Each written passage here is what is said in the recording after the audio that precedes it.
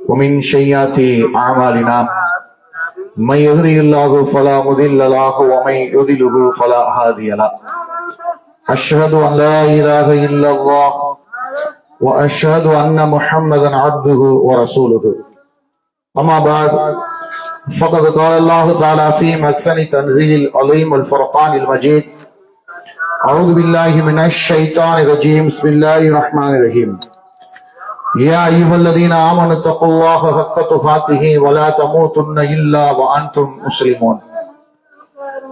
எல்லா புகழும் புகழ்ச்சியும் அகிலங்கள் அனைத்தையும் படைத்து பரிபாலித்து பாதுகாத்துக் கொண்டிருக்கக்கூடிய அல்லாஹ் ஒருவனுக்கே சொந்தம்.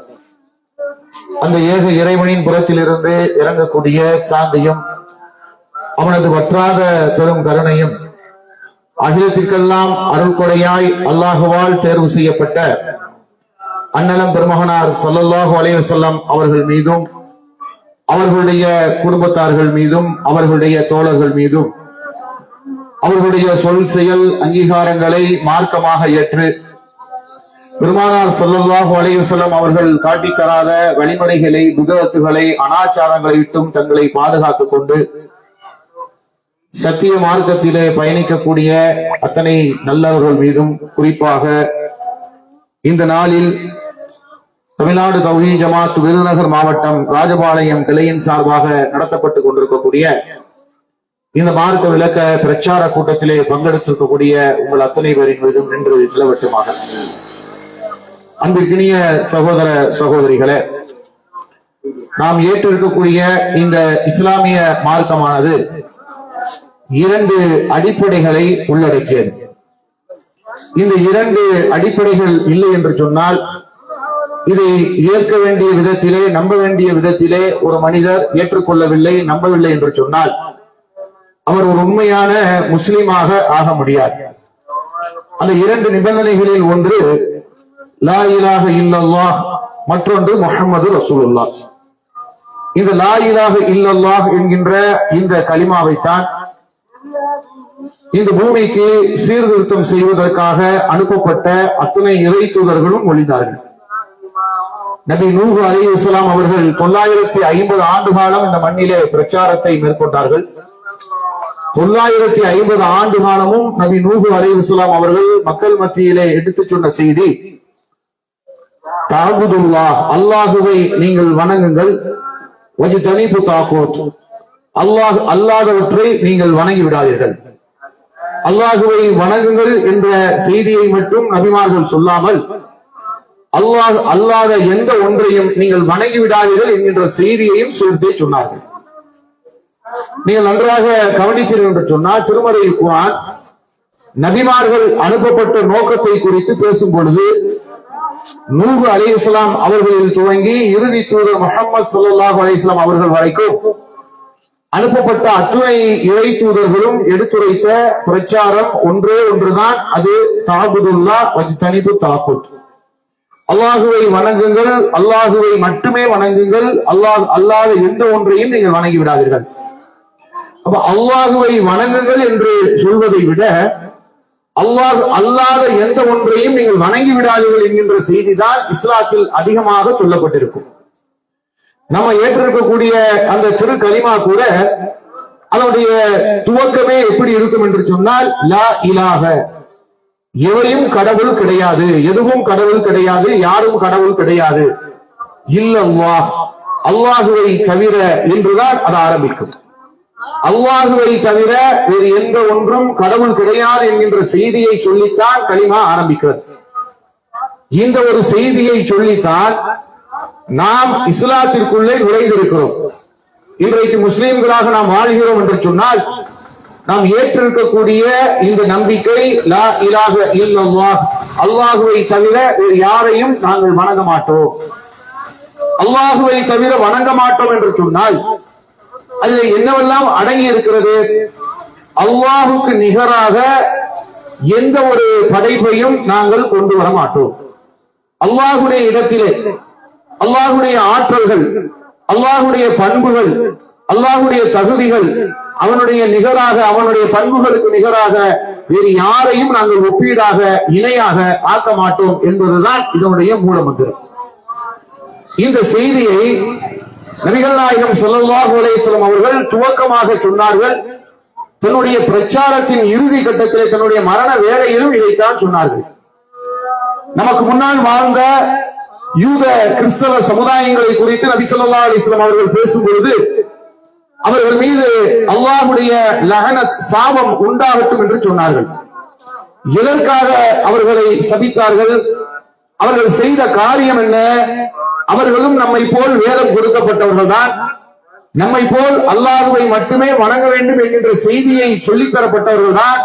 அவர்களுக்கு அனுப்பப்பட்ட இறை தூதர்களும் அல்லாஹுக்கு நிகராக, அவருடைய ஆற்றலுக்கு நிகராக, அவருடைய பண்புக்கு நிகராக யாரையும் இணையாக ஆக்கிவிடாதீர்கள் என்கின்ற செய்தியை சொல்லித்தான் அவர்களுக்கு பிரச்சாரம் செய்தார்கள். ஆனால் அவர்கள் செய்த காரியம் என்ன?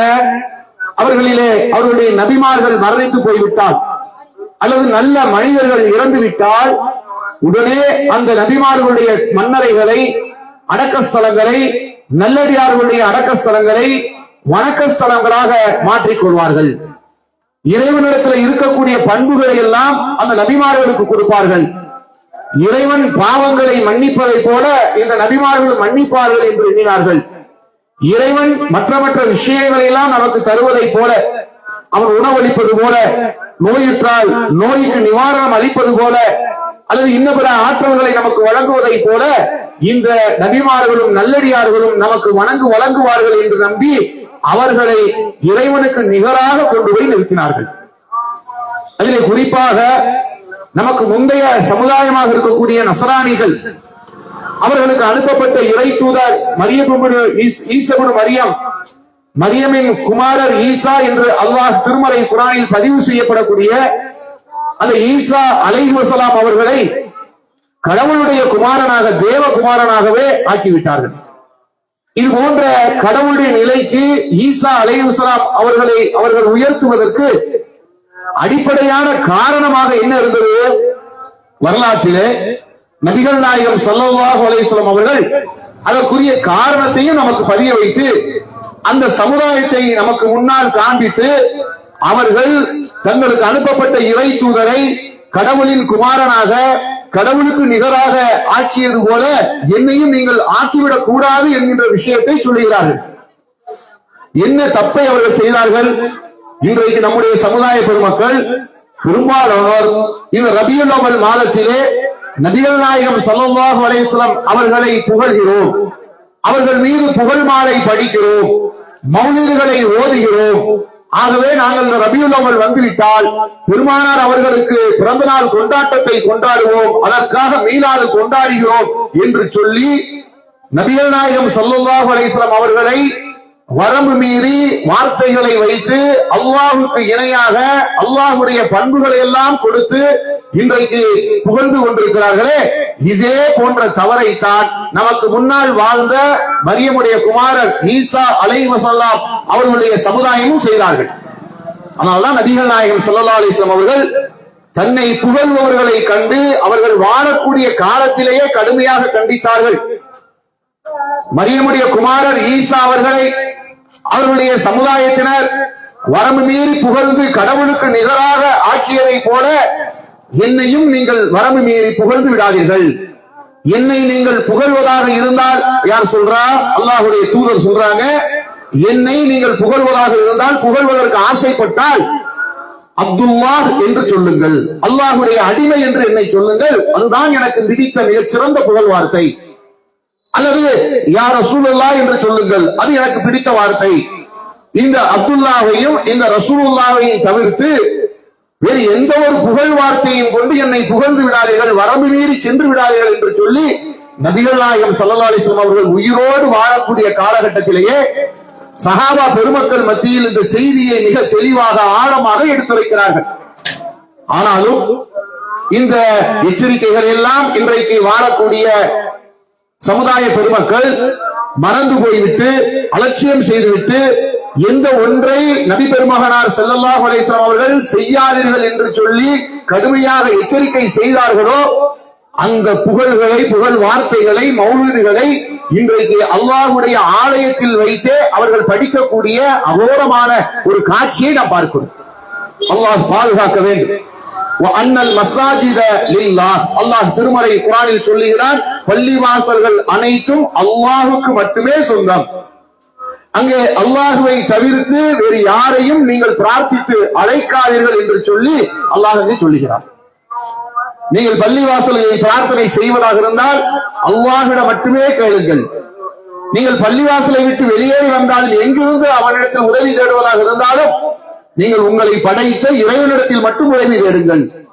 ஆனால் இன்றைக்கு சுபஹான மௌலித் என்கின்ற பெயரிலே ஓதப்படக்கூடிய அந்த வார்த்தைகளை நீங்கள் கவனியுங்கள்.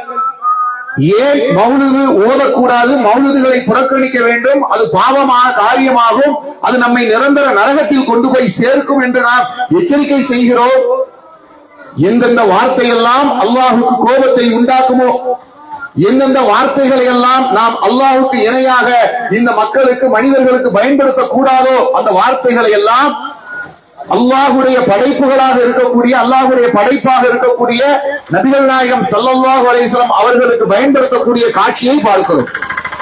அல்லாஹ் திருமறை குர்ஆனில் அவருடைய பண்பாக திருமறை குர்ஆனில் சொல்லக்கூடிய ஒன்று, நாமெல்லாம் நோயுற்றால் நம்முடைய நோயை தீர்க்கக்கூடிய ஷிஃபா சாஃபியாக அல்லாஹ் இருக்கிறார். அல்லாஹ் நிவாரணம் தந்தால்தான் நமக்கு நோய் குணமாகும். நாம் எவ்வளவு பெரிய மருத்துவர்களை பார்த்தாலும், எவ்வளவு பெரிய மருத்துவமனைகளில் சென்று சிகிச்சை எடுத்தால் அல்லாஹ் நாடாமல், அல்லாஹ் நிவாரணம் அளிக்காமல் நமக்கு ஷிஃபா கிடைக்காது.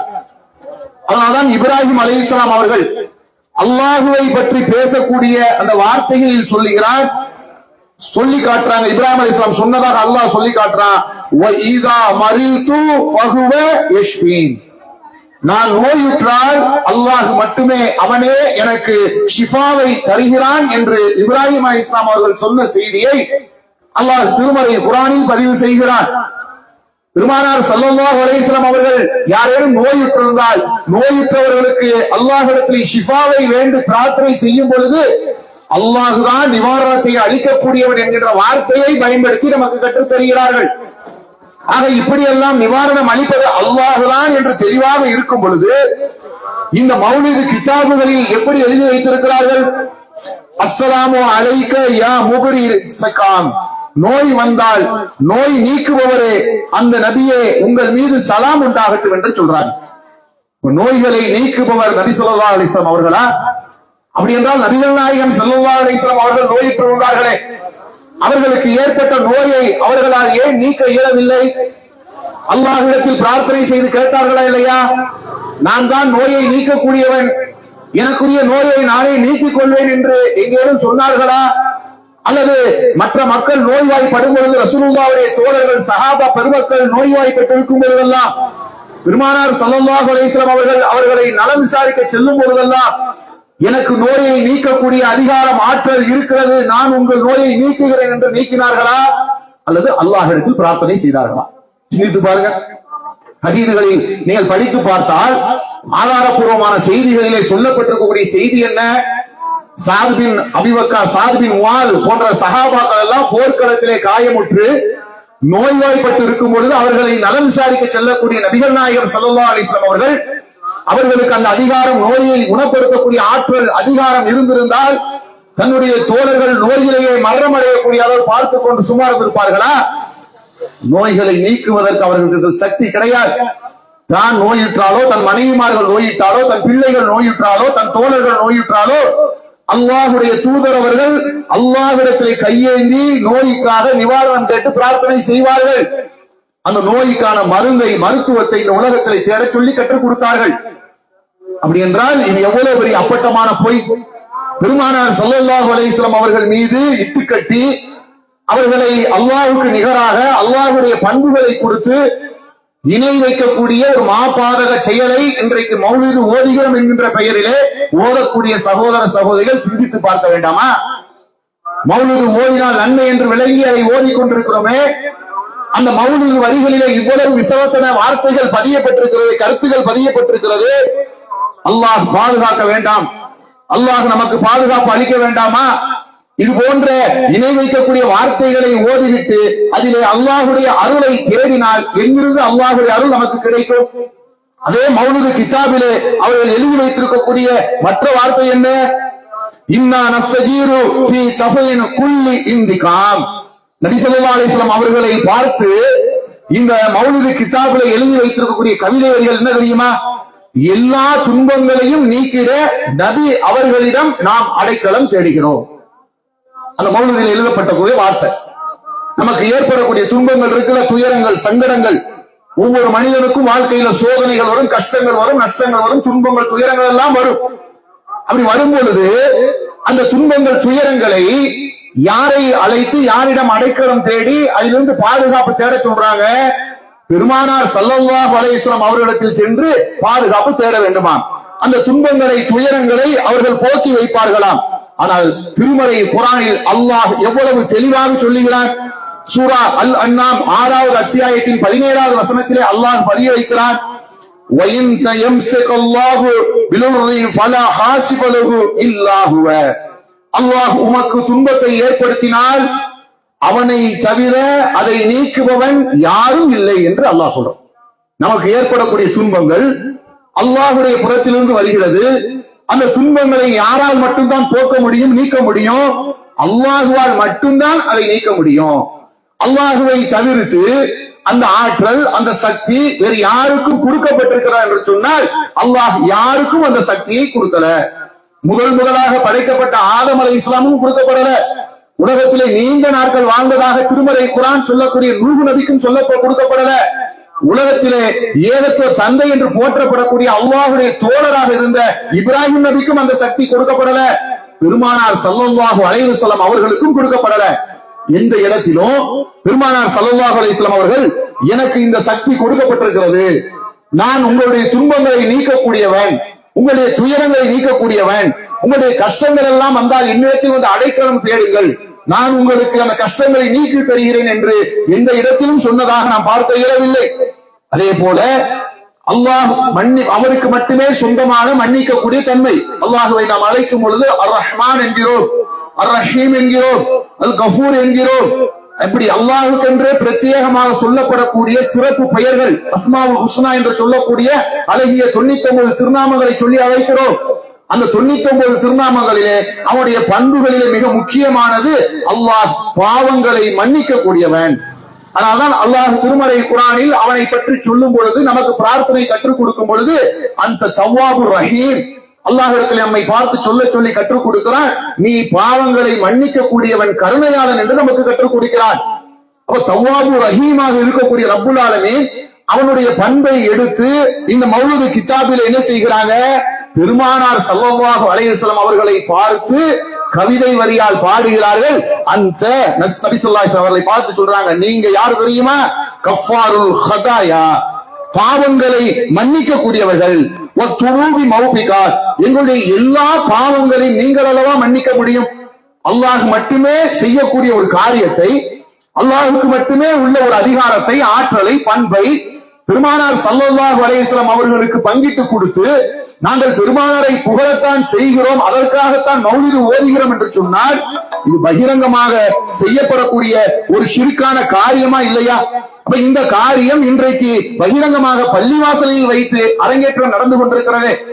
சிந்திக்க வேண்டும் என அருமை சகோதர சகோதரிகளே, அல்லாஹ் திருமறை குர்ஆனில் சொல்லி காட்டுகிறார், இன்னல்லாஹ லா யக்ஃபிரு அன் யுஷ்ரக பிஹி, நிச்சயமாக அல்லாஹ் தனக்கு இணை கற்பிப்பதை எப்பொழுதும் மன்னிக்கவே மாட்டான். அதை தவிர மற்ற பாவங்களை தான் நாடியோருக்கு மன்னிப்பான், தான் நாடியோரை தண்டிப்பான். ஆனால் எதை மன்னிக்கவே மாட்டான்? தனக்கு நிகராக, தனக்கு இணையாக, தன்னுடைய பண்புக்கு நிகராக, தன்னுடைய ஆற்றலுக்கு நிகராக, தன்னுடைய சக்திக்கு நிகராக யாரேனும் ஒருவரை, ஒரு மலக்கை, மனிதனை, ஏதோ ஒரு படைப்பையும் கொண்டு வந்து நிறுத்தி அல்லாஹ்விடத்தில் இருப்பது போல் ஆற்றல் இந்த நபியிடத்தில் இருக்கிறது, அல்லாஹ்வுடைய பண்பை போல் இந்த நபிக்கு கொடுக்கப்பட்டிருக்கிறது என்று யாரேனும் பேசுவார் என்று சொன்னா அது பகிரங்கமான இணை வைப்பு ஷிர்க். இந்த ஷிர்க்கை எதிர்த்து தான் கடுமையாக நபிமார்கள் பிரச்சாரம் செய்தார்கள். இந்த ஷிர்க்கை வீழ்த்தத்தான் இப்ராஹிம் அலைஹிஸ்ஸலாம் அவர்கள் தன் வாழ்நாள் முழுவதையும் அர்ப்பணிப்பு செய்தார்கள். இந்த ஷிர்க்குக்கு எதிராகத்தான் அன்னலம் பெருமகனார் ஸல்லல்லாஹு அலைஹி வஸல்லம் அவர்கள் கடும் பிரச்சாரங்களை மேற்கொண்டார்கள், கடும் உழைப்பை செய்தார்கள். அப்படிப்பட்ட அந்த ஷிர்க்கிலே இன்றைக்கு இஸ்லாமிய சமுதாயம் விழுந்து கிடக்கிறது. விழுந்து கிடப்பதோடு மட்டுமல்லாமல் அது ஷிர்க்கு தான், அது அநீதி தான், அது துரோகம் தான் என்பதையெல்லாம் அறியாமல் அதை நன்மை என்று விளங்கி செய்து கொண்டிருப்பதுதான் மிகப்பெரிய ஒரு வேதனையான விஷயம். நீங்கள் நன்றாக கவனித்து பாருங்க. இன்றைக்கு மௌலிது ஓதக்கூடியவர்கள் அவர்கள் மத்தியிலே நாம் எடுத்துரைக்கிறோம். இந்த ரபியுல் அவ்வல் மாதத்திலே நீங்கள் பெருமானாரை புகழ்ந்து புகழ் வார்த்தைகளை போட்டு மௌலிது என்கின்ற பெயரில் ஓதுகிறீர்களே, இதுவெல்லாம் பெருமானார் ஸல்லல்லாஹு அலைஹி வஸல்லம் அவர்கள் வாழ்ந்த காலத்தில் அவர்கள் காட்டித்தராத ஒன்றல்லவா? எந்த இடத்திலாவது நபிகள் அவர்கள் தன்னை புகழ்வதை சஹாபாக்களுக்கு இப்படி கட்டளையிட்டார்களா? ரசூல் ஸல்லல்லாஹு அலைஹி வஸல்லம் அவர்கள் 23 ஆண்டு காலம் பூமியிலே வாழ்ந்தார்கள், நபியாக வாழ்ந்தார்கள், நபியாக பிரச்சாரம் செய்தார்கள். அந்த 23 ஆண்டு காலகட்டங்கள்ல மஸ்ஜிது நபவி பள்ளிவாசலிலோ அல்லது மக்கத்துல் முகர்ரமாவிலோ சஹாபாக்களை எல்லாம் அழைத்து ரபியுல் அவ்வல் மாதம் வந்தால் இப்படி வட்டமாக உட்கார சொல்லி மௌலிது கிதாபுகளை கொடுத்து என்னை புகழ்ந்து பாடுங்கள் என்று சொன்ன ஒரே ஒரு செய்தியாவது ஹதீதுகளில் பார்க்க முடியுமா? எங்கிருந்து வந்துச்சு இந்த மௌலிது? யார் கொண்டு வந்து புகுத்தியது இந்த மௌலிது? இன்றைக்கு ராகம் போட்டு பலவித சினிமா பாடல்கள் மெட்டுக்கல்ல ஹிந்தி பாட்டு டியூனுக்கு ஒரு ராகம், மலையாள பாட்டு டியூனுக்கு ஒரு ராகம், நேற்று வந்த சினிமா புது படத்துல வந்து புது பாட்டுல ஒரு மெட்டு, இப்படி ரகரகமா ருசி ருசியா போட்டு மெட்டை போட்டு இன்றைக்கு பாடிக்கொண்டிருக்கிறார்களே, இந்த மௌலிது யார் கொண்டு வந்து திணித்தது இஸ்லாமிய சமுதாயத்தில்? நபிகள் நாயகம் ஓதல, நபிகள் நாயகம் காலத்திலே வாழ்ந்த அவருடைய உயிரின் மேலான அந்த தோழர்கள் அபூபக்கர் ரலியல்லாஹு அன்ஹு அவர்களோ, உமர் ரலியல்லாஹு அவர்களோ, உஸ்மான் அவர்களோ, அலி அவர்களோ யாரும் ஓதவில்லை. ரசூலுல்லாஹ் மரணத்திற்கு பிறகாவது அந்த 4 கலீஃபாக்கள் ஆட்சி நடக்கும் பொழுது சஹாபாக்கள் ஒன்று கூடி பள்ளியில் உட்கார்ந்து ஓதினார்களா? நபியுடைய மனைவிமார்கள் உட்கார்ந்து ஓதினார்களா? அதற்கு பிறகு வந்த நல்ல இமாம்கள் ஓதினார்களா? இமாம் அபூ ஹனீஃபா ரஹ்மத்துல்லாஹி அலைஹி இன்றைக்கு பள்ளிவாசல்களில் இது கனவி பள்ளிவாசல், இங்கே 4 மதுஹபுகளை பின்பற்றுவது மட்டும்தான் உள்ளே வர வேண்டும், மற்றவர்கள் உள்ளே வரக்கூடாது என்று பகிரங்கமாக போர்டு வைக்கக்கூடிய சகோதரர்களே, நீங்கள் எந்த இமாம் அபூ ஹனீஃபாவை உங்களுடைய தலைவராக மார்க்க வழிகாட்டியாக ஃபத்வா முஃப்தியாக ஏற்றிருக்கிறீர்களோ அந்த இமாம் அபூ ஹனீஃபா ரஹ்மத்துல்லாஹி அலைஹி அவர்கள் மௌலித் ஓதினார்களா? இல்லையே. இமாம் ஷாஃபி ரஹ்மத்துல்லாஹி அலைஹி ஓதி இருக்கிறார்களா? இமாம் மாலிக் ரஹ்மத்துல்லாஹி அலைஹி ஓதி இருக்கிறார்களா? இமாம் அஹ்மத் பின் ஹம்பல் ரஹ்மத்துல்லாஹி அலைஹி ஓதி இருக்கிறார்களா? 4 மதுஹபை சேர்ந்த இமாம்கள் என்று யாரையெல்லாம் நீங்கள் பிரித்து வைத்திருக்கிறீர்களோ அந்த 4 இமாம்கள் கூட மௌலிதை ஓதியதாக வரலாறு கிடையாது. பின்னால் வந்த நல்லடியார்கள் ஓதியதாக வரலாறு இருக்கிறதா? முஹையீன் அப்துல் காதர் ஜெயிலானி பெயராலே மௌலிது ஓதுகிறீர்களே, முஹையீன் அப்துல் காதர் ஜெயிலானி மௌலிது ஓதியதற்கு உண்டான ஆதாரம் இருக்கிறதா? யாருமே செய்யல, நபி ஸல்லல்லாஹு அலைஹி வஸல்லம் செய்யல, சஹாபாக்கள் செய்யல, அறிஞர் பெருமக்கள் செய்யல. அப்ப எங்கிருந்து வந்தது இந்த மௌலிது? யூதர்கள் கொண்டு வந்து இந்த சமுதாயத்துல விதைத்த ஒரு மிகப்பெரிய ஒரு வழிகேடு தான் இந்த மௌலிது கலாச்சாரமும் மீலாது கலாச்சாரம். அப்துல்லாஹ் இப்னு சபா என்று சொல்லக்கூடிய ஒரு யூத, ஒரு வெறிப்பிடித்த இஸ்லாத்தை அழிப்பதற்காக துடித்துக் கொண்டிருந்த ஒரு குள்ளநெறி, ஒரு ஓனாய் செய்த வேலைதான் இந்த மௌலிது என்கின்ற சித்தாந்தம் இன்றைக்கு இஸ்லாமிய சமுதாயத்தை பிடித்து ஆட்டிக் கொண்டிருக்கிறது. பெருமானார் ஸல்லல்லாஹு அலைஹி வஸல்லம் அவர்கள் இருக்கும் பொழுது இந்த சமுதாயத்தை வேரோடு வேரடி மண்ணோடு பிடுங்கி எறிய வேண்டும், குழப்பத்தை உருவாக்க வேண்டும், இவர்கள் மத்தியிலே பிளவுகளை ஏற்படுத்த வேண்டும் என்பதற்காக பல்வேறு சதிகளை யூதர்கள் செய்து கொண்டிருந்தார்கள். ஆனால் அல்லாஹ்வுடைய மிகப்பெரிய பாதுகாவலால் ரசூல் ஸல்லல்லாஹு அலைஹி வஸல்லம் அவர்கள் இருக்கின்ற வரைக்கும் அந்த கெட்டவர்களால், அந்த சூழ்ச்சியால் இந்த சமுதாயத்துக்கு ஊடுருவ முடியவில்லை, இந்த கொள்கையிலே குழப்பத்தை உருவாக்க முடியவில்லை, பிரிக்க முடியவில்லை. ரசூலுல்லாஹ் மௌத்துக்கு பிறகு அபூபக்கர் ரலியல்லாஹு அன்ஹு ஆட்சிக்கு வரும் பொழுது இந்த அப்துல்லா பின் சபா என்று சொல்லக்கூடிய இந்த யூத ஓனாய் என்ன பண்றான்? இவன் ஒரு முனாஃபிக், முஸ்லிம் வேடம் போட்டு வந்து முஸ்லிம் சமுதாயத்துக்குள் ஊடுருவி இஸ்லாமிய சமுதாய பெருமக்கள் மத்தியிலே பல்வேறு குழப்பங்களை விதைத்ததிலே முதலாவது இடத்தை பிடிப்பவன். இவன் என்ன ஒரு சித்தாந்தத்தை விதைக்கிறான்? ஈசா அலைஹிஸ்ஸலாம காட்டுறான். அன்றைக்கு புதிதாக இஸ்லாத்துக்கு ஈஜிப்து, சிரியா போன்ற பகுதிகளில் இஸ்லாத்துக்கு வந்த மக்களிடத்தை பொய் பிரச்சாரம் செய்கிறான். நமக்கு முன்னால் வந்த கிறிஸ்தவர்களுடைய அவர்களுடைய நபியாக வந்த ஈசா அலைஹிஸ்ஸலாம் அவர்களை மட்டும் கிறிஸ்தவர்கள் எப்படி நம்புறாங்க? அவரை சிலுவையில் அடித்ததுக்கு பிறகு 3வது நாள் அவர் உயிர் கொடுத்து எழுப்பி வரப்பட்டாரு. இது கிறிஸ்தவர்களுடைய நம்பிக்கை, நம்ம நம்பிக்கை கிடையாது. நம்மை பொறுத்த மட்டும் ஈசா அலைஹிஸ்ஸலாம் சிலுவையில் அறையப்படவில்லை, அவர்களை அல்லாஹ் உயர்த்தி கொண்டான். மறுமை நாளில் தஜ்ஜாலுடைய கொடுமை குழப்பம் இந்த பூமியில் விதைந்து காணப்படும் பொழுது அவனை வீழ்த்துவதற்காக அல்லாஹ் பூமிக்கு அனுப்பி வைப்பான். அவர்கள் மறுமை நாளுடைய அத்தாட்சியாக இருப்பார்கள். ஆனால் கிறிஸ்தவர்களுடைய நம்பிக்கை என்ன? அவர்களுடைய அந்த பிதா மகனாக நினைக்கக்கூடிய அவரை சிலுவையில் அறைத்து விட்டார்கள். அவர் மீண்டும் 3 நாள் கழித்து மீண்டும் உயிர் பிழைத்து வந்தார், அவர் இங்கே உயிரோடு இருக்கிறார், மீண்டும் வருவார் என்றெல்லாம் அவர்கள் நம்பிக்கொண்டிருக்கிறாங்க. இந்த நம்பிக்கையை கொண்டு போய் இந்த அப்துல்லா பின் சபா என்ன பண்றாங்க? இஸ்லாமிய சமுதாயத்துல அப்படியே தலைகீழ விதைக்கிறான். புதிதாக இஸ்லாத்தை ஏற்ற மக்கள் இருக்கிறாங்களே, ஈஜிப்து, சிரியா போன்ற பகுதிகளில் அவங்ககிட்ட போய் பிரச்சாரம் பண்றான். எப்ப ஈசா அலைஹிஸ்ஸலாம் அவர்களே இறந்ததுக்கு பிறகு உயிர் பெற்று வர்றாங்கன்னா நம்ம நபி சாதாரண ஆளா? நம்ம ரசூலுல்லாஹ் அல்லாஹ் என்னெல்லாம் சிறப்பை சொல்லி இருக்கிறான், நாளை அவர்களுக்கு அல்லாஹ் எப்படிப்பட்ட கண்ணியத்தை தருகிறான், கவுலுல் கௌசரை தருவேன்றான், நபிமார்களுக்கெல்லாம் தலைவர் என்று சொல்லுகிறான் என்று இதையெல்லாம் சொல்லி சிறப்புகளை எல்லாம் சொல்லி அப்ப ஈசாவே திரும்பி வரும் பொழுது முகமது நபி திரும்ப வராம இருப்பாரா? அப்ப அவரும் திரும்ப வரத்தான் செய்வார் என்று சொல்லி ஒரு தவறான கொள்கையை அன்றைக்கு புதிதாக இஸ்லாத்தை ஏற்ற மக்கள் உள்ளத்துல விதைக்கிறான். இது தீயா பரவு. எப்பொழுதுமே உண்மையை செருப்பை மாட்டிக்கொண்டு வெளியே சொல்வதற்கு முன்னால் பொய் ஊரை சுற்றி வந்து சொல்லுவாங்கல்ல, அது மாதிரி இவன் பொய்யான சொல்லக்கூடிய அந்த செய்தி புதிய முஸ்லிம்கிட்ட பரவி நிறைய பேர் இந்த கொள்கையை ஏற்று ரசூலுல்லாஹ் உயிரோடு வருவார்கள் என்கிற நம்பிக்கைக்கு ஆட்படுறாங்க. இந்த செய்தி அன்றைக்கு கலீஃபாவா இருக்கக்கூடிய அபூபக்கர் ரலியல்லாஹு காதுக்கு செல்லுகிறது. உடனே அங்கிருந்து ஒரு குழுவை அனுப்பி, தாவா குழுவை அனுப்பி அந்த பகுதிகளை பிரச்சாரம் செய்து இந்த மூடன் சொல்வது பொய், பெருமானார் ஸல்லல்லாஹு அலைஹி வஸல்லம் மரணித்து விட்டார்கள், அவர் மரணிக்க கூடியவர் தான் என்று அல்லாஹ் தெளிவாக திட்டவட்டமாக திருமறை குர்ஆனில் சொல்லி இருக்கிறான், அவர்களும் நிறைய முன்கூட்டிய அறிவிப்புகள் செய்திருக்கிறார் என்று சொல்லி உண்மையை போட்டு உடைத்து பொய்யை மூட்டை கட்டி அனுப்புகிறாங்க. தோல்வி அடைந்து அவன் ஓடுகிறான். ஆனால் அதோடு அவன் துவண்டு போகல. எப்படியாவது இந்த சமுதாயத்தை வழிகெடுக்கணும் என்பதற்காக மீண்டும் மீண்டும் முயற்சி செய்கிறான். அந்த முயற்சியில் ஒன்றுதான் கலீஃபா உமர் ரலியல்லாஹு அவர்கள் கொலை செய்யப்படுவது. அவருடைய கணக்கு என்ன? இஸ்லாமிய சமுதாயத்துக்குள்ள நம்பிக்கையை சீரழிக்கணும், கொள்கையை சீரழிக்கணும், அக்கீதாவை பாழாக்கணும் என்று சொன்ன அதற்கு இந்த உமர் இருக்கிற வரைக்கும் அது நடக்காது. ஆகவே உமரை கொலை செய்வோம் என்று சொல்லி உமரை கொலை செய்கிறார்கள். உமர் ரலியல்லாஹு அவர்கள் கொலை செய்யப்பட்ட பிறகு உஸ்மான் ரலியல்லாஹு அவர்கள் கொலை செய்யப்பட்டதும் இவனுக்கு தான் பெரும்பங்கு. அதற்கு பிறகு இந்த சமுதாயம் இரண்டு கூட்டமாக பிரியுது. அலி ரலியல்லாஹு தலைமையில ஒரு கூட்டமும், முஆவியா ரலியல்லாஹு தலைமையில ஒரு கூட்டமும் இரண்டாக பிரிகிறது. எதை எதிர்பார்த்து ஒன்றாக இருந்த குடும்பத்தை, அண்ணன் தம்பிகளாக இருந்தவர்களை, ஒற்றுமையாக இருந்த சமுதாயத்தை இந்த யூத ஓனாய் பிரிக்க திட்டமிட்டானோ அது நல்லபடியாக நடந்தது. இதற்கு பிறகுதான் இவன் வேலையை ஆரம்பிக்கிறான். அலி ரலியல்லாஹு அவர்களுடைய குடும்பத்தார்களை முன்னிலைப்படுத்தி, அலி ரலியல்லாஹு அவர்களை மேன்மைப்படுத்தி, அலி ரலியல்லாஹு அவர்களை கடவுளுக்கு நிகராக கொண்டு போய் நிறுத்தி வைத்து அப்படி ஒரு கூட்டத்தை இவன் பிரித்ததுதான் ஷியா. இன்றைக்கு ஷியா என்ற ஒரு கூட்டம் உருவாயிருக்கிறானே, இன்றைக்கு அலி ரலியல்லாஹு அவர்களையும் அவருடைய குடும்பத்தார்களையும் தெய்வமாக, தெய்வத்தின் பிள்ளைகளாக இன்றைக்கு நினைத்துக் கொண்டு வழிபட்டுக் கொண்டிருக்கிறார்களே, அந்த ஷியா முஸ்லிம்கள் உருவாகுவதற்கு அடிப்படை காரணகர்த்தா இந்த இப்னு சபா தான். இந்த இப்னு சபா எப்படிப்பட்ட கொள்கை குழப்பங்களை எல்லாம் உருவாக்குனா, இன்றைக்கும் நீங்கள் எடுத்து பாருங்க, ஷியா முஸ்லிம்கள் மத்தியில இறை தூதர்கள், அதாவது நபிகள் நாயகம் ஸல்லல்லாஹு அலைஹி வஸல்லம் அவர்களையும் சரி, அவர்களுடைய குடும்பத்தாரையும் சரி, கடவுளுக்கு நிகராக அவர்கள் வைத்திருப்பார்கள். இன்னும் சொல்ல போனா அவர்கள் புகழ் மாலைகளை, புகழ் வரிகளை, கவிதை வரிகளை அலி ரலியல்லாஹு அவர்கள் மீதும் அவர்களுடைய குடும்பத்தார்கள் மீதும் நபிகள் நாயகம் ஸல்லல்லாஹு அலைஹி வஸல்லம் அவர்கள் மீதும் அவர்கள் கவிதை வரிகளை எழுதி அதை அவர்களுடைய பள்ளிவாசல்களில் உட்கார்ந்து படிக்கக்கூடிய வேலைகளை செய்கிறார்கள். அந்த விஷயத்திலிருந்து தெரித்து வந்த எச்சம் தான் இன்றைக்கு ஓதிக்கொண்டிருக்கிற மௌலூத். இந்த சமுதாயத்தில் மௌலூத் இன்றைக்கு பித்து பிடித்து அலைகிறாங்கல்ல. ரபியுல் அவ்வல் மாதம் வந்துட்டா மௌலிது ஓதாமல் இருக்கக்கூடாது, மீலாது விழா கொண்டாடாமல் இருக்கக்கூடாது. நபி ஸல்லல்லாஹு அலைஹி வஸல்லம் அவர்களுக்கு பிறந்த நாள் கொண்டாடவில்லை என்றால் வேறு யாருக்கு கொண்டாடுவது?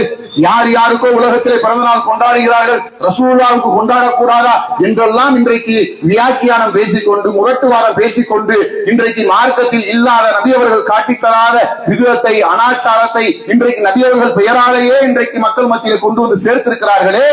இதற்கு அடிப்படை யூத கலாச்சாரம், ஷியா கலாச்சாரம். அதை பிடித்துக் கொண்டு இன்றைக்கு தூங்கிக் கொண்டிருக்கிறார்கள். இது இஸ்லாமிய கலாச்சாரம் கிடையாது. ரசூலுல்லாஹ் உயிரோடு இருக்கும் பொழுதே தனக்கு எதிராக தன்னை பற்றி புகழ்ந்தவர்களை கடுமையாக கண்டித்திருக்கிறாங்க. அந்த வார்த்தைகள் எல்லாம் சாதாரண புகழ் வார்த்தை தான். ரசூல் ஸல்லல்லாஹு அலைஹி வஸல்லம் அவர்கள் சபையிலே அமர்ந்திருக்கிறாங்க. ஒரு கிராமவாசி உள்ளே வருகிறார். வந்தவர் அல்லாஹ்வுடைய தூதரை பார்த்ததும் அங்கே ஒரு வார்த்தையை சொல்லுகிறார், எங்கள் தலைவரே, எங்கள் தலைவரின் மகனே, எங்களில் சிறந்தவரே, எங்களில் சிறந்தவரின் மகனே. இதுல என்ன புகழ் வார்த்தை இருக்கு? இது சாதாரணமாக நாம பயன்படுத்தக்கூடிய வார்த்தை தானே. நாம ஒருவரை ஒருவர் தலைவா, தலைவரே அப்படி பேசுவோமே, இது மாதிரி ரசூலுல்லாஹ்வை அவர் கூப்பிடுறார். இந்த சாதாரண புகழ் வார்த்தையிலே ரசூல் ஸல்லல்லாஹு அலைஹி வஸல்லம் அவர்கள் கடுமையாக கண்டிக்கிறாங்க. உடனே அந்த சபையில் அதை உடைக்கிறாங்க. மக்களை, ஷைத்தான் உங்களை வழிகெடுத்து விட வேண்டாம்.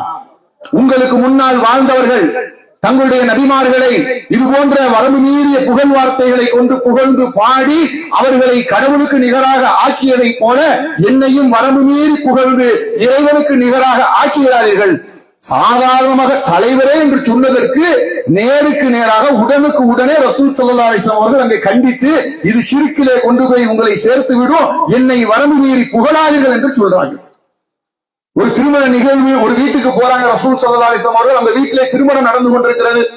அந்த திருமண வீட்டிலே இருக்கக்கூடிய சிறுமிகள் எல்லாம் பாட்டு பாடுகிறார்கள் தப்ஸ் அடித்து. அப்படி பாடும் பொழுது ஒரு சிறுமி அந்த பாடல் வரிகளில் ரசூலுல்லாஹை பார்த்த உடனே ஒரு வரியை கூடுதலாக சேர்த்து புகழ்ந்து பாடுகிறார். இதோ எங்களிடத்தில் ஒரு நபி இருக்கிறார், நாளை நடப்பதை இவர் அறிவார் என்ற வார்த்தையை பயன்படுத்துறாங்க அந்த சிறுமி. ஒரே ஒரு வார்த்தை தான், கவிதை வரி பாடுறாங்க. பாடும் பொழுது இதோ எங்களிடத்தில் ஒரு நபி இருக்கிறார், அவர் நாளை நடப்பதை அறிவார் என்ற வார்த்தையை சொன்ன மாத்திரத்திலேயே ரசூலுல்லாஹி ஸல்லல்லாஹு அலைஹி வஸல்லம் அவர்கள் உடனே அந்த சிறுமியை சொல்றாங்க, உன் பாடலை நிறுத்து, இந்த வரியை பாடாதே, நாளை நடப்பதை நான் எப்படி அறிவேன்? அல்லாஹ் மட்டும்தானே நாளை நடப்பதை அறிவார், எனக்கு தெரியாது. ஆகவே எந்த வரியை சேர்க்காதே, இப்படி பாடாதே, இதற்கு முன்னால் எப்படி பாடினாயோ அப்படி பாடு என்று சொல்லிக் கொடுக்கிறாங்க. ஒரு சாதாரண வார்த்தை தானே. ரசூலுல்லாஹ் புன்முறுவல் பூத்துக் கொண்டு தன்னை புகழ்கிறார்கள் கூட்டத்திலே. எந்த ஒரு மனிதனாக இருந்தாலும் புகழ்ச்சிக்கு அடிமையாக மாட்டானா? கூட்டமாக இருக்கக்கூடிய இடத்துல நாம நடந்து போகும்போது இந்த போறாரு சூப்பர் டைப், இந்த மனுஷன் நல்ல மனுஷன், அருமையான மனுஷன் என்று சொன்னா நம்ம எரியாம ஒரு பூரிப்பு வந்து அப்படி நடையே கொஞ்சம் மாறும். ரசூலுல்லாஹ் அப்படி போயிருக்கலாம்ல.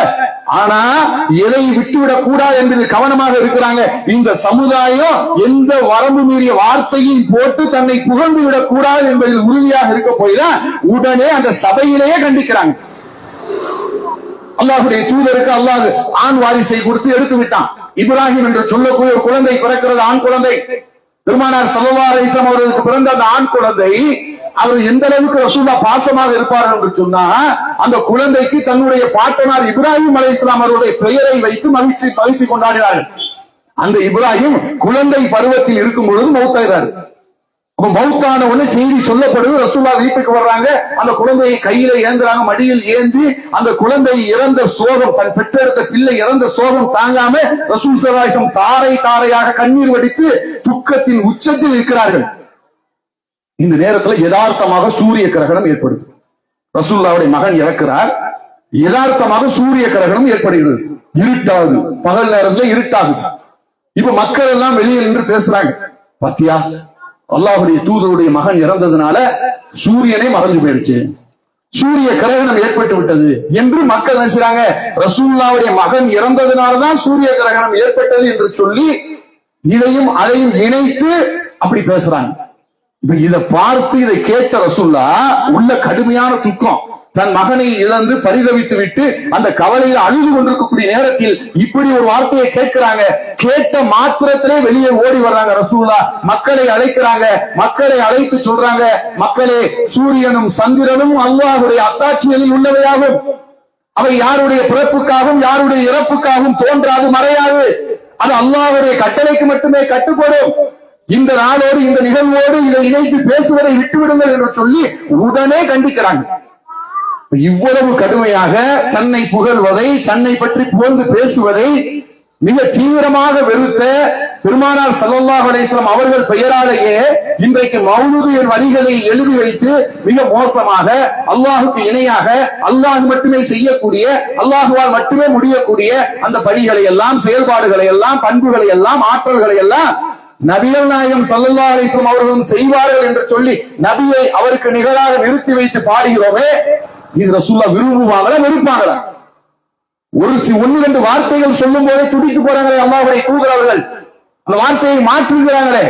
அப்ப இன்னைக்கு பக்கம் பக்கமாக புத்தகத்தை, மௌலூது புத்தகத்தை எழுதி வைத்துக் கொண்டு இதை நாங்கள் ரசூலுல்லாஹை புகழ்வதற்காக பாடுகிறோம் என்று சொன்னால் அல்லாஹ்வுடைய தூதர் இருந்திருந்தால் இதை ஏற்றிருப்பார்களா? முதலில் சிந்திக்க வேண்டாமா? என்னென்ன காரணங்களை எல்லாம் இவங்க சொல்றாங்க பாருங்க. அடுத்து என்ன சொல்றாங்க?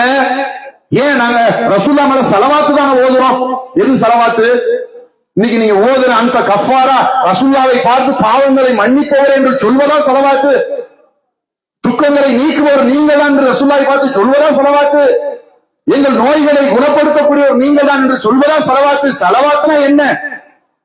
முழு சோத்துக்குள்ள முழு பூசணிக்காயை மறைக்கிற கதை. சலவாத்துனா என்ன? அது ரசூலுல்லாஹ் நம்ம கற்றுக் கொடுக்கலையா? அதனுடைய வாசகங்களை நம்ம கற்றுக் கொடுக்கவில்லையா? அல்லாஹ் திருமறை குர்ஆனிலே இந்த நபியின் மீது அல்லாஹ் அருள் புரிகிறான். மாணவர்கள் இவருக்காக சலவாத்து ஓதுகிறார்கள், அருள் வேண்டி பிரார்த்தனை செய்கிறார்கள். சலவாத்துனா என்ன? அருள் வேண்டி பிரார்த்தனை செய்வது. அல்லாஹ்விடத்தில் இந்த தூதருக்காக, தூதரின் குடும்பத்தினருக்காக அல்லாஹ்வுடைய அருளை கேட்டு பிரார்த்தனை செய்வதுதான் சலவாத்து. அல்லாஹ் சொல்றான், இந்த நபியின் மீது அல்லாஹ் அருள் புரிகிறான். மலக்குமார்கள் ஸலவாத்து ஓதுகிறாங்க. யா அய்யுஹல்லதீன ஆமனூ, இறை நம்பிக்கை கொண்டவர்களே, நீங்களும் இந்த நபியின் மீது ஸலவாத்து ஓதுங்கள். சல்லிமு தஸ்லீமா, அவருக்கு சலாமும் சொல்லுங்கள் என்று அல்லாஹ் கட்டளையிடுகிறான். அப்ப இந்த வசனம் இறங்குற உடனே ஆகா ஸலவாத்து ஓத சொல்லி அல்லாஹ் சொல்லிட்டான். உடனே நாமெல்லாம் என்ன செய்வோம்? மௌலூது கிதாபுகளை எடுத்துக்கொண்டு, கவிதை வரிகளை எடுத்துக்கொண்டு மஸ்ஜிது நபவியில வட்டமாக உட்கார்ந்து கொண்டு ரசூலுல்லாஹை பார்த்து ஓதுவோம் என்று சஹாபாக்கள் ஓதினார்களா? இன்றைக்கு நீங்க எழுதி வைக்கக்கூடிய கவிதை வார்த்தைகளை விட கவிதை ஞானத்தில் மிதமிஞ்சியவர்கள் சஹாபாக்கள். கவிதை வரிகள் அவர்கள் அதிலேயே உழன்றவர்கள். கவிதை யுத்தமே நடக்கும் அவர்களுக்கு மத்தியில. அதனாலதான் குர்ஆன் கூட எப்படி வந்திருக்கோம்? கவி நயத்தோடு ஏன் வந்தது தெரியுமா? அன்றைய அரபுகள் மத்தியில கவிதை போர் நடக்கும். யார் சிறந்தவர் தான்? கவிதையில் சிறந்தவர் தான், கவி பாடுவதில் சிறந்தவர் தான், சிறந்தவர் என்கின்ற ஒரு காலம் அந்த காலம். அப்படிப்பட்ட காலத்தில் வாழ்ந்த சஹாபாக்களுக்கு ஓத தெரியாத கவிதையா, பாட தெரியாத பாட்டா? ஆனால் என்ன செய்யறாங்க தெரியுமா? ரசூலுல்லாஹ்விடம் வர்றாங்க. அல்லாஹ்வுடைய தூதர் அவர்களே, உங்களுக்கு சலாம் சொல்வது எங்களுக்கு தெரியும். அல்லாஹ் இந்த வசனத்துல உங்களுக்கு சலாம் சொல்ல சொல்லுகிறான். எங்களுக்கு சலாம் சொல்வதென்றால் என்னவென்று தெரியும். ஆனால் கூடுதலாக அல்லாஹ் இந்த வசனத்துல உங்கள் மீது ஸலவாத்து சொல்ல சொல்லுகிறானே, ஸலவாத் என்றால் எங்களுக்கு தெரியாது, என்னவென்று கற்றுக் கொடுங்க. இது ஒரு பெரிய ஹைலைட் என்ன தெரியுமா? அந்த நிமிடம் வரைக்கும் ரசூலுல்லாஹ் தெரியாது. இந்த சஹாபி போய் கேட்கிறாங்க. சஹாபி போய் கேட்ட உடனே ரசூலுல்லாஹ் உடனே பதில் சொல்லல. ஸலவாத்து தானப்பா, இன்னொரு பெரிய மாற்றா, வாங்க கற்றுக் கொடுக்கிறேன் என்று சொல்லி இந்த வாசகங்களை கற்றுக் கொடுக்கல. மௌனமாக ரசூலுல்லாஹ் இருக்கிறாங்க. எந்த அளவுக்கு மௌனமா இருக்கிறாங்க? சுற்றி இருக்கக்கூடிய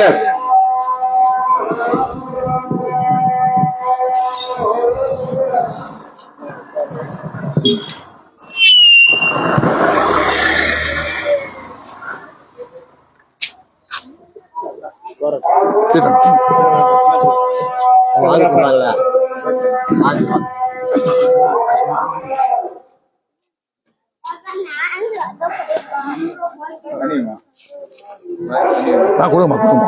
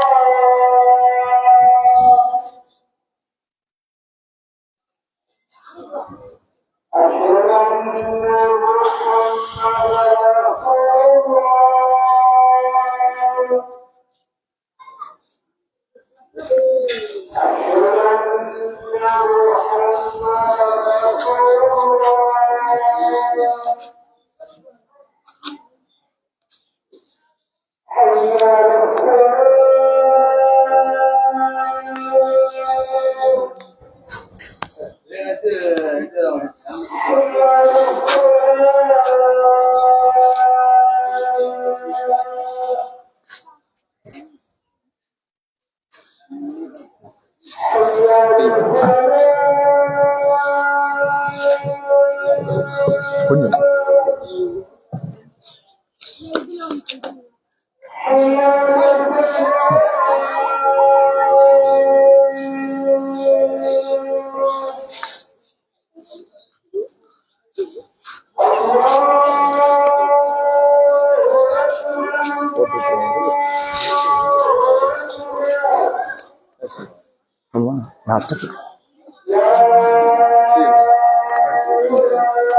முடிச்சுட்டு வந்துடுறேன்.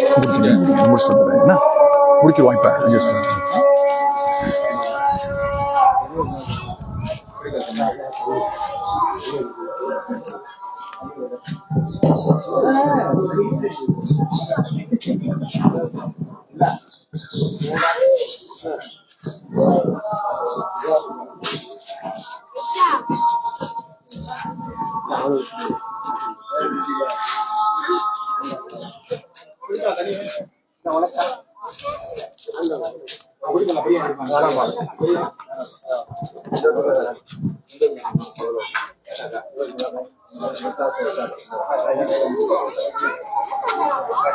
அஸ்ஸலாமு அலைக்கும். அப்ப ரசூல் ஸல்லல்லாஹு அலைஹி வஸல்லம் அவர்களிடத்துல ஸலவாத் ஓதுவதை குறித்து சஹாபாக்கள் கேட்கும் பொழுது அந்த இடத்துல நீங்க பார்த்தீங்கன்னா ரசூல் அமைதியா இருக்கிறாங்க. அப்ப என்ன அர்த்தம்னா அல்லாஹ்வுடைய தூதர் அவர்களுக்கு அது வரைக்கும் அந்த செய்தி சொல்லப்படல. ஸலவாத் எப்படி ஓத வேண்டும் என்கிற செய்தி சொல்லப்படல. அப்ப ரசூல் ஸல்லல்லாஹு அலைஹி வஸல்லம் அவர்கள் அமைதியாக இருக்கிறத பார்த்துட்டு சஹாபாக்கள் எல்லாம் வருத்தப்படுறாங்க. அவங்க நினைக்கிறாங்கன்னா இந்த மனிதர் இந்த கேள்வியை கேட்காமலே இருந்திருக்கலாமோ, இதனால் ரசூலுல்லாஹ்வுக்கு சங்கடம் ஏற்பட்டு விட்டதோ என்று பயப்படக்கூடிய எண்ணக்கூடிய அளவுக்கு ரசூலுல்லாஹ் அமைதியாக இருக்கிறாங்க. சிறிது நேரம் அமைதியாக இருந்துவிட்டு பிறகு ரசூல் ஸல்லல்லாஹு அலைஹி வஸல்லம் அவர்கள் அந்த கேள்வி கேட்டவருக்கும் அந்த மக்களுக்கும் பதில் சொல்றாங்க. ஸலவாத்து சொல்வது, ஸலவாத்து ஓதுவது என்று சொன்னா அல்லாஹும்ம ஸல்லி அலா முஹம்மதின் வ அலா ஆலி முஹம்மதின் கமா ஸல்லைத அலா இப்ராஹீம வ அலா ஆலி இப்ராஹீம இன்னக ஹமீதும் மஜீத். அல்லாஹும்ம பாரிக் அலா முஹம்மதின் வ அலா ஆலி முஹம்மதின் கமா பாரக்த அலா இப்ராஹீம வ அலா ஆலி இப்ராஹீம இன்னக ஹமீதும் மஜீத். இதுதான் ஸலவாத். ரசூலுல்லாஹ் சொல்லி கொடுத்த ஸலவாத். மௌலூது கிதாப்ல இதுதான் ஓதி எழுதி வச்சிருக்கிறீங்களா? இந்த ஸலவாத்தை எழுதிதான் மௌலூது நீங்க படிக்கிறேன்னு சொல்லுங்க. மௌலூது கிதாப்ல இந்த ஸலவாத் எங்க இடம்பெற்றிருக்கிறது? அல்லாஹ்வுடைய தூதர் மீது நாங்கள் ஸலவாத்து சொல்வதை இந்த வஹாபிகள் தடுக்கிறார்கள், இந்த நஜாத்துக்காரர்கள் தடுக்கிறார்கள். நாங்கள் ரசூலுல்லாஹ்வை புகழ விடாமல் இவர்கள் தடுக்கிறார்கள். எந்த புகழை தடுத்தோம்? அல்லாஹ்வுடைய தூதர் அவர்களை, ரசூல் ஸல்லல்லாஹு அலைஹி வஸல்லம் அவர்களை புகழக்கூடாது என்று சொல்லி நாம் எங்காவது சொல்லுவோமா? அவர்கள் மீது ஸலவாத்து சொல்லக்கூடாது என்று எங்காவது சொல்லி இருக்கிறோமா? அல்லாஹ்வுடைய தூதர் அவர்களை வரம்பு மீறி புகழாதீர்கள் என்று சொல்லுகிறோம். இறைவனுக்கு நிகராக இறைவனின் ஆற்றலை கொடுத்து, அல்லாஹ்வுடைய பண்புகளை கொடுத்து, அல்லாஹ்வுடைய இடத்தில் வைத்து புகழாதீர்கள் என்று சொல்லுகிறோம். எவ்வளவு தெளிவா நம்ம எடுத்து சொல்றோம்.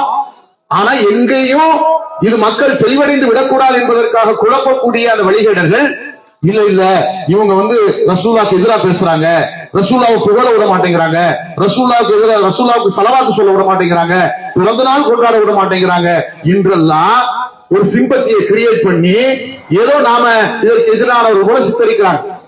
ரசூலுல்லாஹ்வுக்கு ஸலவாத்து ஓதணுமா? ஓதுங்க, எவ்வளவு நேரம் வேணாலும் ஓதுங்க.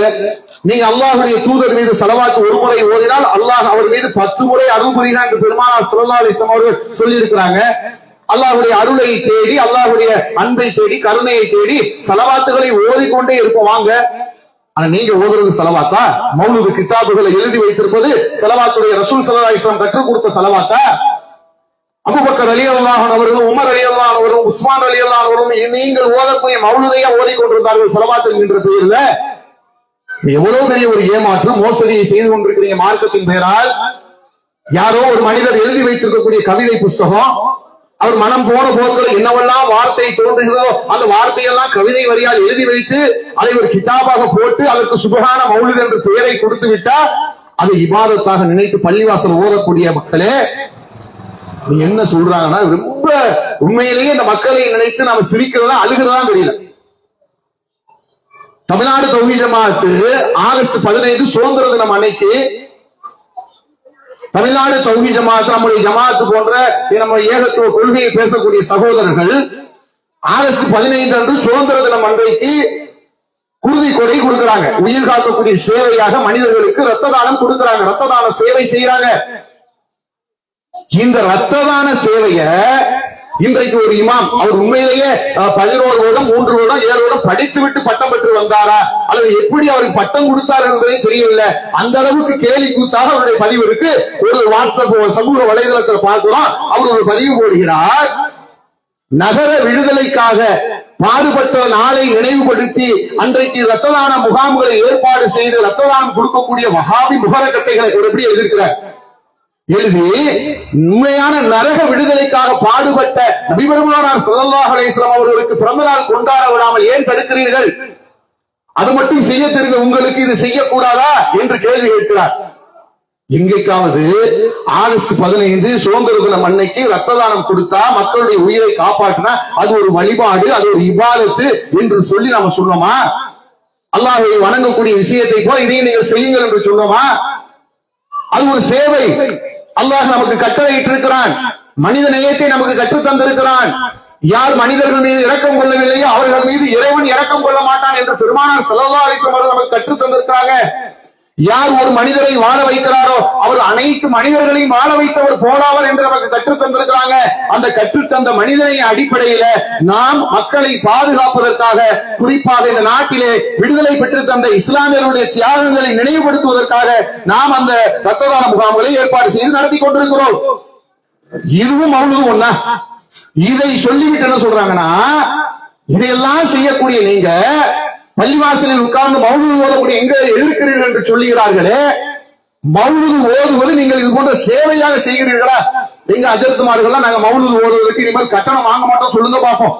மௌலூது நாங்களாம் ஓதுவோம், நாங்க யாரிடத்திலும் அந்த கட்டணம் வாங்க மாட்டோம், சேவை மனப்பான்மையோடு நாங்கள் இதை ஊர் ஊராக வீதி வீதியாக செய்து கொண்டு போகிறோம் என்று சொல்லுங்க. இதை என்ன காரணத்துக்காக நீங்கள் செய்றீங்க? முதல்ல சொல்லுங்க, சிந்தித்து பாருங்க. ஒன்று வருமானம், மௌலூது ஓதுனா இவ்வளவு ஓதுனா இத்தனை நாளைக்கு 12 நாளைக்கு இவ்வளவு வருமானம். இரண்டாவது, அது இபாதத்தாக நீங்கள் நினைக்கிறீர்களா? மக்கள் மத்தியில் பேசுகிறீர்களா?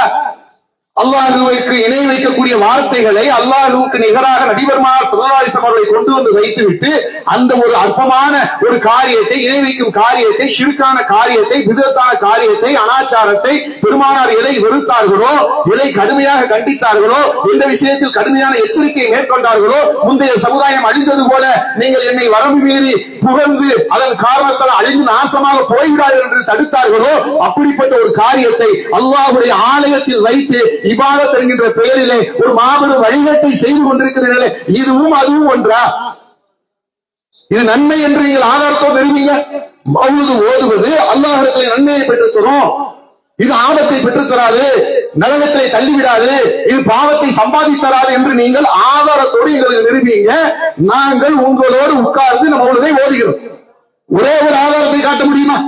நீங்கள் எழுதி வைக்கக்கூடிய கிதாபிலிருந்து கேட்கிறோம். அல்லாஹ்வுடைய தூதரை புகழ்ந்த வார்த்தைகளை கொண்டு நீங்கள் அதையும் இதையும் ஒப்பிட்டு உணரக்கூடாது. நீங்கள் எந்த புஸ்தகத்தை எழுதி வைத்து அதை இபாதத்தாக, வழிபாடாக பள்ளிவாசல் உட்கார்ந்து ஓதி கொண்டிருக்கிறீர்களோ அந்த மௌலூது கிதாபை அல்லாஹ்வுடைய தூதர் ஓத அனுமதி கொடுத்தார்கள், அங்கீகாரம் அளித்தார்கள், சஹாபாக்கள் அதை ஓதினார்கள், பின்னால் வந்த நல்லடியார்கள் ஓதினார்கள், இமாம்கள் ஓதினார்கள் என்று எங்காவது ஒரு இடத்தில் ஒரு ஆதாரத்தை காட்டுங்கள் பார்ப்போம். இல்ல.